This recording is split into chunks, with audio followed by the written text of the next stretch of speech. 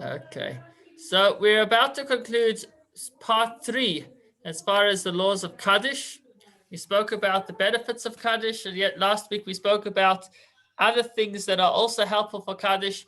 But this paragraph perhaps is the most important paragraph with regards to what one can do when one is mourning a parent. We'll go through the paragraph, we'll chat about it, and then once we're done, we could try to unpack the other halachas as far as the order of priority. We'll perhaps do it together. That might be the easiest way. So even though the saying of kaddish and prayers are helpful to the neshama of the parents, they're not the main thing. The most important thing is that the children walk in the path of righteousness, because with that, they gain heavenly favor for their parents. So more than anything one can do for a neshama of a parent that has moved on to the next world is to go on a righteous path. Because with that, through the child following it in a righteous way, he helps his parents gain heavenly favor. Thus it is written in the Zohar at the end of the portion of B'chukoisai, a son honors his father. This statement is similar to the divine command, honor your father and your mother. So the Zohar says that this is how a son honors his parents after the parents have passed away, which teaches that a son must provide his parents with food and drink. All this he must do while they are alive, but after their death, you might think he is exempt. This is not so. Even after their death, it is his duty to honor them even more. For it is written, honor your father, and if the son walks in the path of evil, he surely shows contempt for his father and disgraces him.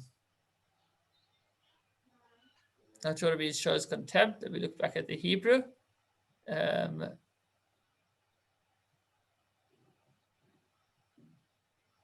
I think it's a mistranslation. I think it means he actually disgraces his father. Not sure why it just shows contempt. Yeah, that says and disgraces him. But if the son walks on the path of righteousness and acts properly, he certainly honors his father thereby.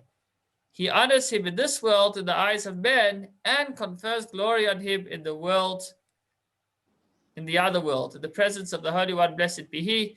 And the Holy One, blessed be He, HaKadosh Baruch Hu, has mercy on the father and seats him on his throne of honor. End of the text of the Zohar. So the Zohar says that actually the mitzvah for one to respect one's parents doesn't expire when the parents pass away. Rather, even after the parents pass away, the child continues to offer respect to the parents by going in the righteous ways, by going in the ways of Torah and mitzvahs. The person should therefore instruct his children to observe one certain mitzvah with particular care. If they fulfill this mitzvah, it counts far more than saying the kaddish.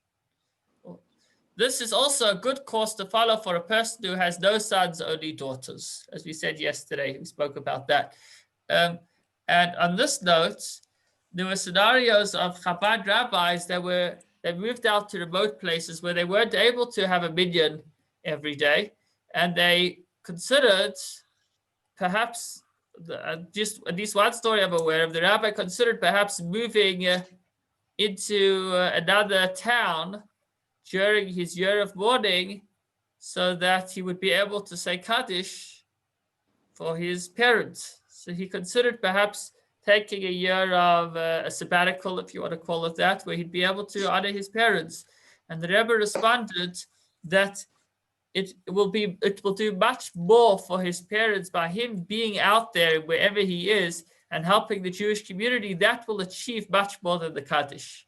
So as much as the kaddish achieves, the child going in the ways of doing mitzvahs and following in the ways of the Torah, following in a righteous path, that will achieve much more for the parents. So this brings us to the end of the laws regarding the mourner's kaddish. What we've seen right from the beginning to the end is that it's not just say kaddish isn't a special prayer for a mourner. Rather, a mourner tries to see ways that he can help his parents. Even after his parents have passed on, they still have a neshama, and the child wants to look after their parents even after they passed away. As the Zohar mentioned to us today, that the mitzvah to respect one's parents continues even after their passing, and that could be achieved in many ways, and also through kaddish. Kaddish has the power to help the neshama in heaven expedite any steps that it needs to take for cleansing and be able to reach heaven as soon as possible. So that brings us to the end of the laws of kaddish. For the next 10 minutes, perhaps we could go back and look at the different simanim, the sections that tell us who gets priority. Yossi, just one question, please. Yes. Just refresh my memory. What is the Zohar? So the Zohar is the primary work of Kabbalah. It's the soul level of the Torah. It doesn't speak so much about what the law is, but more about what happens on a soul level. So that's why the Zohar, which speaks about things on a soul level, takes the mitzvah of honoring one's parents to a deeper level. On a basic level, according to the Gemara, honoring one's parents is primarily while they are alive. Once they've passed away, then one no longer has that opportunity. One loses that mitzvah. But the Zohar, which looks at things from a soul level, says that actually one has the ability to honor one's parents even after they pass away through going in righteous ways and through saying the kaddish. And the Zohar was written by, or how was it put together? The Zohar was written by Rabbi Shimon Bar Yochai. So I don't know if I've done it with you, but going through the map of the Torah from Sinai, when Moses was on the mountain, he received the written Torah and the oral Torah. And the oral Torah was always kept oral, but when the Jews were going into exile, the oral Torah was recorded in 3 different works. It was recorded in one work, which is called Medrash, which tells us a lot of stories and lessons that we can learn from the parsha. There's another section called Mishnah, which tells us all of the oral law, which is not recorded in the Torah itself. And there's a third section, which is called Zohar, which was the recording of the Kabbalistic dimension of the Torah, which Moses had also received from God at Mount Sinai. So these 3 works were written down round about the same time in order that they not be forgotten. The Zohar is the first book. There are perhaps many, many works of Kabbalah that follow the Zohar, which develop its themes, and that would really be for another class, different from Living Jewish. We could chat more about that, please, God. Okay. So I want to now go through the halachas and just take down points as we go along. I want to see if I could share the whiteboard. So just tell me, are you still able to see the text behind? No. Do you only see the whiteboard right now? Correct. Yeah. Oh, okay, so then that's not good. Let's try. So then I will just open up a Word document.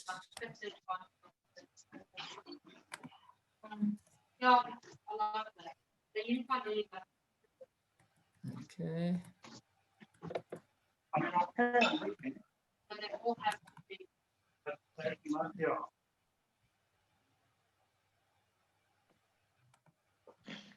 Okay, we can see the text. Okay, now. All good. Okay, great.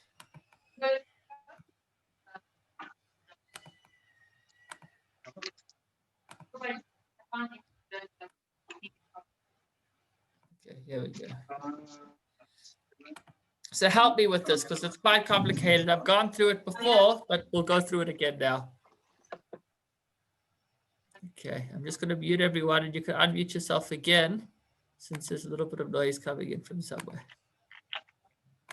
Okay. So during the Shiva, whether the mourner is a minor or an adult, a resident or a visitor, he is entitled to say all the kaddishim, concluding all other mourners. So number 1 in our order of priority is somebody who is in Shiva. Okay, I imagine that's a little bit small. Let's quickly make that a little bit bigger. Okay.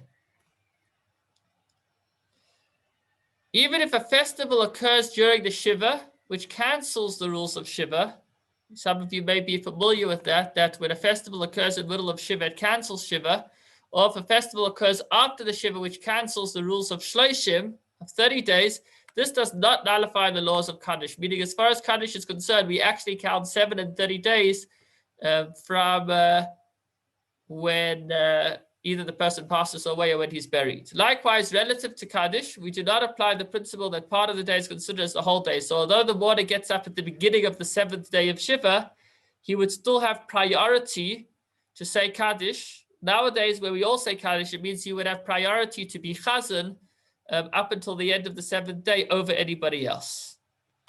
Shiva and Shloshim are counted from the day of the burial. Okay. Even though the mourner was not informed of his loss immediately and begins to observe the 7 days of mourning afterwards, if the person actually started Shiva only a number of days after the burial because he was unaware, then still we count, as far as Kaddish is concerned and leading the services, we count from the burial. Okay. So that was so far rule number 1, that somebody who is in Shiva takes precedence. Okay. If there's also a yard site in Shul, okay, so let's put down our yard sites. Somebody who has yard sites. Then if the person observing Shiva is a minor who attends services throughout the Shiva at the synagogue, then the yard site may say 1 Kaddish, okay?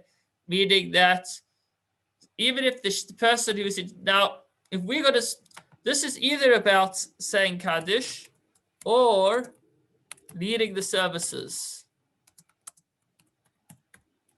Okay. Now, as far as saying Kaddish, that would apply to a child as well. In fact, we mentioned that Kaddish was originally instituted for a child that was under bar mitzvah and was unable to lead the services.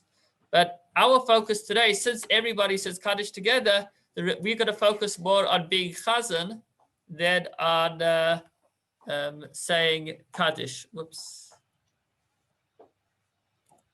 Okay. If there are many people observing yard sites, so this is all talking about if the child was a minor. So let's skip that a little bit. Then each of them may say 1 Kaddish, even if because of that this minor who is observing Shiva is entirely excluded from saying Kaddish. If there's a mourner observing Shloshim, he may also say 1 Kaddish. This is all in the presence of a minor. But if there are many observing Shloshim, then a minor who is observing Shiva is not entirely excluded because of them. Okay, still not relevant to us. If the mourner is an adult who does not attend services during Shiva,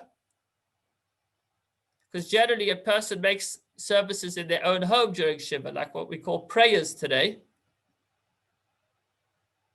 at Shul, even though he prays at his home with the minyan, nevertheless, when he comes to Shul on Shabbos, he is entitled to say all the Kaddeshim, because on Shabbos, he doesn't have his own minyan. During the week, he'll make his own minyan, but when it comes to Shabbos, then he will daven at Shul. And then he would be entitled to Kaddish. Let's keep going because I want to catch the key points. If one who is observing yard site is there, he is still entitled to say all the Kaddishim, except for 1 Kaddish over which lots should be drawn, meaning a lottery should be made to determine who will say it. This is a very contentious subject. If somebody has a parent that has just passed away, they don't want to give up their Kaddish so easily. And it's for this reason, originally, there would only be one person saying Kaddish, but because of contention that arose, the rabbis changed it and said, you know what, everybody can say Kaddish, which is actually different from anything else in the davening. In davening, generally, you have one leader and everybody else continues on their own. Kaddish was the same, but since there was contention, there were quarrels of who has the rights to the Kaddish, the rabbi said everybody could say Kaddish. But if the Shiva was interrupted either because of an intervening festival or his father's death occurred on the festival, then the law regarding a minor applies to him since he may attend services at the synagogue daily. Let's move on.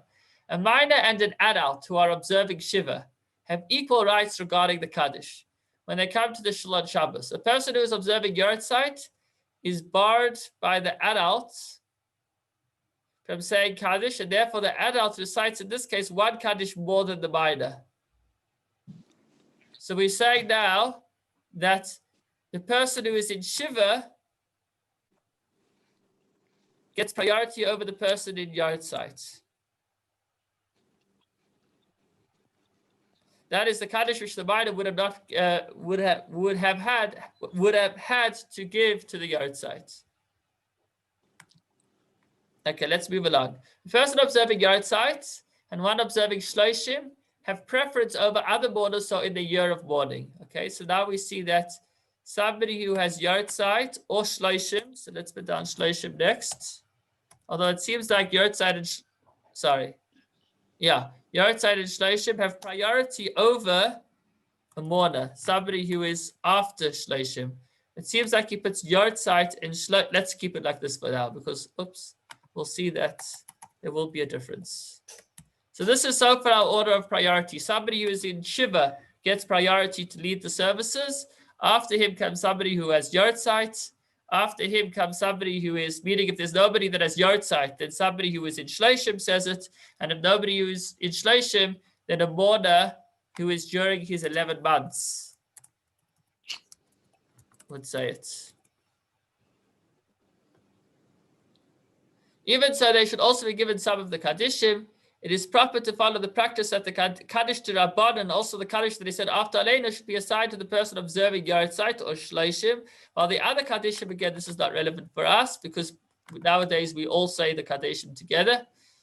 Okay, if there is in the synagogue a person who is observing Yartzeit and one who is observing Shloshim, then if at all possible, the one who is observing Shloshim should be given precedence. As we see, Shloshim, so we're going to change this.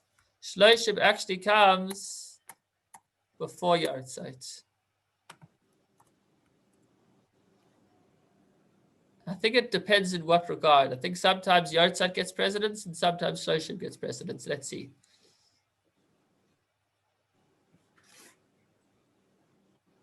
And the Yartzeit should say only one kaddish. If there are many observing Yartzeit, every one of them is entitled to one kaddish. Even if as a result, the person observing a Shloshim will be entirely prevented from saying kaddish. Okay, so it's actually, because the latter will have the opportunity to say it the next day. Whereas if the Yartzeit does not say it today, he will have missed his opportunity. So it's actually, this is only if you are dividing up the kaddishim. But really, if it's just a matter of one or the other, then the Yartzeit would get priority because tomorrow will be too late for him, as opposed to the person that is in Shloshim will be able to do it tomorrow as well. Okay, this brings us to 520. You get the idea. This is the basic order of priority. Somebody who is in Shiva, after that somebody who has Yartzeit, after that somebody who is in 30 days, and after that somebody who is in 11 months. Further on, he also speaks about a resident mourner having priority over a visitor. So if it's your shul, then you would get priority to lead the services over somebody who is a visitor. But then as well, it would depend on house areas. If the resident is only a mourner and the visitor has Yartzeit, then perhaps he would get priority. As I said, it's 520. You've gotten the idea. I think at this much, we've pretty much covered the idea of a mourner saying kaddish from many different angles. Hope that this has been beneficial. Wishing you a wonderful Shabbos. And please God, next week we will be beginning a brand new section. It's an opportunity to invite those that you think might benefit from this. Thank you for joining, and have a wonderful Shabbos. Thanks, Rabbi. Shabbos, thank you. Thanks, Josie. Thank you. Thank you. Appreciate it. Have a good Shabbos, everybody. Good Shabbos to everybody. Thanks. Shabbos. Ned.